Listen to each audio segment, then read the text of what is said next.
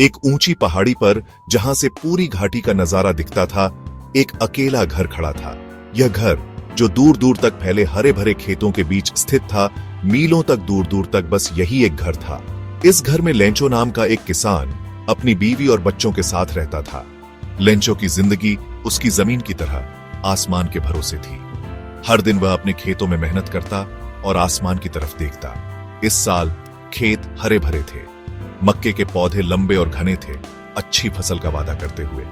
अब बस एक अच्छी लंबी बारिश की जरूरत थी। लेंचो, जो जमीन की भाषा समझता था, बारिश की खुशबू को महसूस कर सकता था। उसने आसमान की तरफ देखा, उसका दिल उम्मीद से भरा हुआ था। बस थोड़ी सी और, उसने खुद से कहा, और हमारी किस्मत बदल जाएगी। उसकी बीवी, जो खाना बना रही थी, उसके उत्साह पर मुस्कुराई। वो भी उसकी उम्मीद, कुदरत के करिश्मे पर उसके अटूट विश्वास को साझा करती थी। लेंचो और उसकी बीवी दोनों ने मिलकर इस फसल के लिए बहुत मेहनत की थी। अब बस बारिश का इंतजार था। आसमान में बादल गिरने लगे थे। लेंचो ने महसूस किया कि शायद उनकी मेहनत रंग लाने वाली है। उसने अपने खेतों का निरीक्षण किया और पाया कि फसल अच्छी स्थिति में है। अब बस बारिश की कमी थी। लेंचो ने मिट्टी की खुशबू को महसूस किया और आसमान की तरफ देखा। उसकी उम्मीदें और बढ़ गईं। उसने आसमान की तरफ देखा, उसका दिल उम्मीद से भरा हुआ था। बस थोड़ी सी और, उसने खुद से कहा, और हमारी किस्मत बदल जाएगी। उसकी बीवी, जो खाना बना रही थी, उसके उत्साह पर मुस्कुराई। वो भी उसकी उम्मीद, कुदरत के करिश्मे पर उसके अटूट विश्वास को साझा करती थी। लेंचो ने अपने खेतों की तरफ देखा और खुद से कहा, बस थोड़ी सी और बारिश और हमारी मेहनत सफल हो जाएगी। आसमान में बादल छंटने लगे थे और सूरज की किरणें खेतों पर पड़ने लगी। लेंचो की उम्मीदें और बढ़ गईं। उसकी बीवी, जो खाना बना रही थी, उसके उत्साह पर मुस्कुराई। वो भी उसकी उम्मीद, कुदरत के करिश्मे पर उसके अटूट विश्वास को साझा करती थी। लेंचो और उसकी बीवी दोनों ने मिलकर इस फसल के लिए बहुत मेहनत की थी। अब बस बारिश का इंतजार था। आसमान खुल गया और इंतजार की बारिश शुरू हो गई। पहले हल्की बूंदाबांदी हुई, गर्मी से राहत। बच्चे खेतों में भागे, उनकी हंसी घाटी में गूंज उठी। लेंचो अपने बरामदे से देख रहा था, संतोष की भावना उस पर छा गई। उसने सोचा, बस यही है, ये बारिश हमें खुशहाली लाएगी। लेकिन जैसे जैसे दिन ढला, बारिश एक भयानक तूफान में बदल गई। हवा घायल जानवर की तरह गरजी, घाटी को चीरती हुई। पानी की हल्की बूंदें बर्फ के ओलों में बदल गईं। हर एक उनकी फसलों पर निशाना साधता हुआ छोटा सा मिसाइल। मक्के के पौधे, जो कभी इतने हरे भरे थे, अब जमीन पर गिर रहे थे। लेंचो डर के मारे देखता रहा, क्योंकि जिस तूफान का उसने इतना बेसब्री से इंतजार किया था, वो एक बुरा सपना बन गया। हवा के हर झोंके, बादलों की हर गड़गड़ाहट के साथ उसका दिल डूब गया। बारिश, जो कभी आशीर्वाद थी, अब अभिशाप बन गई थी। खेतों में पानी भर गया, फसलें बर्बाद हो गई। लेंचो की उम्मीदें टूट गईं। उसकी मेहनत पर पानी फिर गया। अब उसे समझ नहीं आ रहा था कि आगे क्या करेगा। उसकी आंखों में आंसू थे, लेकिन दिल में एक उम्मीद की किरण भी थी। शायद कहीं न कहीं कोई चमत्कार हो जाए। लेंचो ने आसमान की ओर देखा, जैसे किसी अदृश्य शक्ति से मदद की गुहार लगा रहा हो। लेकिन उस रात आसमान ने सिर्फ अंधेरा और तूफान ही दिया। लेंचो के लिए यह बारिश अब एक दर्दनाक याद बन गई थी, एक आशीर्वाद जो अभिशाप में बदल गया। तूफान घंटों तक चला। आखिरकार देर रात थमा। आसमान में बिजली की चमक और गरज ने पूरी रात को भयावह बना दिया था। अगली सुबह घाटी पूरी तरह बर्बाद हो चुकी थी। हर तरफ तबाही का मंजर था, जैसे किसी ने सब कुछ उजाड़ दिया हो। खेत सफेद चादर से ढके थे, बर्फ से नहीं बल्कि ओलों से। ओलों ने फसलों को पूरी तरह से नष्ट कर दिया था। मक्के के पौधे धराशायी हो गए थे, उनकी जान निकल गई थी। फसलें जो कभी हरी भरी थीं, अब बेजान पड़ी थीं। लेंचो अपने बर्बाद खेत के बीच में खड़ा था। उसका दिल निराशा से भरा हुआ था। उसकी मेहनत और सपने सब कुछ बर्बाद हो चुके थे। उसकी बीवी और बच्चे देख रहे थे। उनके चेहरे पर चिंता साफ दिख रही थी। वे समझ नहीं पा रहे थे कि अब क्या होगा। लेकिन लेंचो टूटे हुए दिल के बावजूद उम्मीद नहीं छोड़ी। उसने अपने भीतर एक अटूट विश्वास को महसूस किया। उसे भगवान पर अटूट विश्वास था। उसने सोचा कि भगवान उसे इस मुश्किल घड़ी में अकेला नहीं छोड़ेंगे। भगवान हमें भूखा नहीं मरने देंगे। उसने अपने परिवार से कहा। उसकी आवाज में एक दृढ़ता थी जो उसके परिवार को भी हिम्मत दे रही थी। वो अंदर गया, एक कागज का टुकड़ा लिया और लिखना शुरू किया। उसके मन में एक ही विचार था, भगवान से मदद मांगनी है। भगवान के नाम उसने शुरू किया। उसका हाथ एक ऐसे विश्वास के साथ चल रहा था जिसने उसे भी हैरान कर दिया। उसने अपने दिल की बात लिखनी शुरू की। उसने अपनी दुर्दशा, अपनी बर्बाद फसलों और मदद की अपनी सख्त जरूरत के बारे में बताया। उसने हर एक शब्द में अपनी पीड़ा और उम्मीद को समेटा। उसने चिट्ठी एक साधारण विनती के साथ खत्म की, हमें 100 पैसे भेजो ताकि हम अपने खेतों में फिर से बुआई कर सके। उसकी उम्मीदें अब उस चिट्ठी पर टिकी थी। अगले दिन लेंचो मीलों चलकर नजदीकी शहर गया।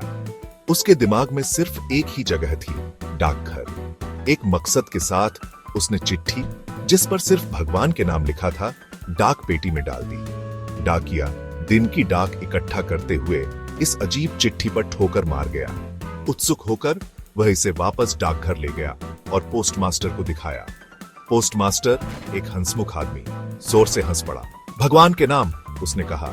इस आदमी का विश्वास वाकई कमाल का है। बाकी डाक कर्मचारी भी इकट्ठा हो गए। उनकी जिज्ञासा बढ़ गई।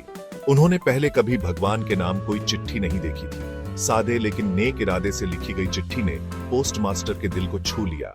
उसने कुछ करने का फैसला किया, कुछ असाधारण। पोस्टमास्टर लेंचो के अटूट विश्वास से बहुत प्रभावित हुआ और उसकी मदद करने का फैसला किया।